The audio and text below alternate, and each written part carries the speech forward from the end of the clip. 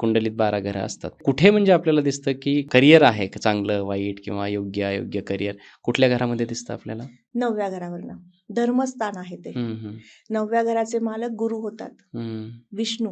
हं, 9वं घर इतकं सुंदर आहे ना, म्हणजे हं. जसं पत्रिकेतलं प्रत्येक घर तुम्हाला खूप काही देण्यासाठी आलेलं आहे. बरोबर. म्हणजे उपजत स्थान जे नैसर्गिक कुंडली आपण जे म्हणतो ना, तर निसर्ग कुंडलीप्रमाणे 12 घरं आहेत. 12 घरामध्ये 12 आकडे दिलेले असतात. हं, आता प्रत्येकाच्या जन्माची वेळ जशी बदलेल तशा पद्धतीने त्याच्यातला मधला आकडा पहिल्या घरातला बदलत जातो. बरोबर. त्याप्रमाणे त्याचे सगळे ग्रह, नक्षत्र, तारे कोणाचे 4 ग्रह केंद्रात असतात, कोणाचे हं. त्रिकोणात असतात. त्या पद्धतीने त्याचं आयुष्य घडतं. हं, हं. त्याच्यामुळे भाग्यस्थान जे आहे ते करिअर स्थान आहे. हं. तुमचं उच्च शिक्षण दर्शवतं. तुम्ही हं. भविष्यामध्ये काय करू पाहणार आहात किंवा हं. करू इच्छिता किंवा करू शकता हे सगळं समजतं ते आपल्या 9व्या घरावरनं.